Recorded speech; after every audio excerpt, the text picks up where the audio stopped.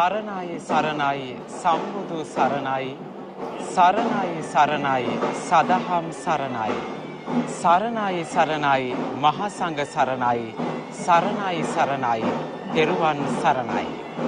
දලදා සමිඳුන්ගේ අනන්ත වූ ආනුභාවයෙන් පින්වත් ඔබ හැම දෙනාටම සියලු යහපත සිත ශාන්තිය උදා වේවා.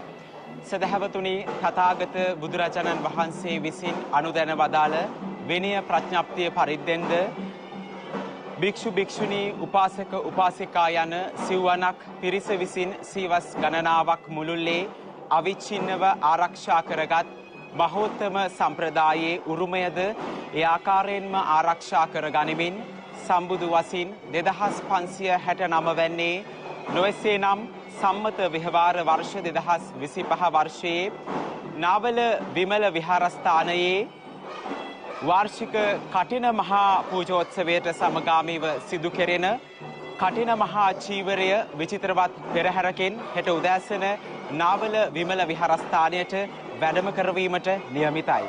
සද්ධම්ම වාහිනී අපි නාවල විමල විහාරස්ථානයේ සිට ඔබත් සමගින් කටින මහා පින්කමේ අවස්ථාවන් සජීවීව බෙදා ගන්නට සූදානම්. ඒ වගේම කටින මහා පින්කමට සමගාමීව සිදු කෙරුණු සංඝයා වහන්සේලා 100ක් නමකට පූජා කෙරෙනු දහවල් දානමය පින්කම ඔබට අද දවසේදී දැක ගන්නට හැකියාව ලැබුණා. සැප්තැම්බර් මාස 20 වෙනිදා සිට ඔක්තෝබර් මාස 31 වෙනිදා දක්වා කටින මහා පින්කමට සමගාමීව විචිත්‍රවත් ධර්මදේශනා රසක් ඔබත් සමගින් නාවල විමල විහාරයේ සිට සජීවීව සද්ධම්ම වාහිනී අපි බෙදා ගන්නට සූදානම් වුණා.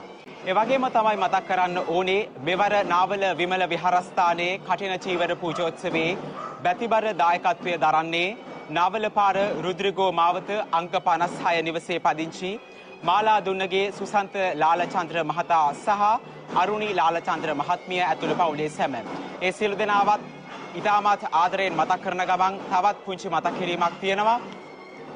අද දවසේ මේ සිදුවෙනා වූ ධර්ම ප්‍රචාරණ කටයුතු වගේම පෙර දවසේත් මතු දවසේත් සිදු කරන්නට බලාපොරොත්තු වෙන ධර්ම ප්‍රචාරණ කටයුතු වලදී අපිට අනුශාසනා ලබා දෙන නාවල විමල විහාරාධිපති අමරපුර පාර්ශවයේ බස්නාහිර පළාත් ප්‍රධාන සංඝනායක සහ තත්නිකායක වැඩබලන ප්‍රධාන ලේකකාධිකාරී රත්මලාන ශ්‍රී ධර්මරක්ෂිත ත්‍රිපිටක ධර්මායතන පිරිවෙන් පරිවේනාධිපති විද්‍යානිධි ගෞරව ශාස්ත්‍රවේදී ශාස්ත්‍රපති ප්‍රවීණාචාර්ය සද්ධම්ම වාහිනී නාලිකාවේ ගරු අනුශාසක අතිපූජ්‍ය බැරගම විමල ධම්ම නායක ස්වාමීන්ද්‍රයන් වහන්සේව ඉතාමත් පාද නමස්කාර පූර්වක ගෞරවයෙන් යුක්තව මතක් කරනවා.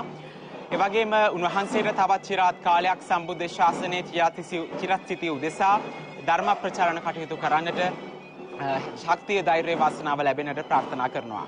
එසේනම් අපි දැන් යමු වන්නේ නාවල විමල විහාරස්ථානයේ කටින මහා පූජෝත්සවයේ සර්ව රාත්‍රික පිරිත් ධර්මදේශනාවට යමු වන්නට.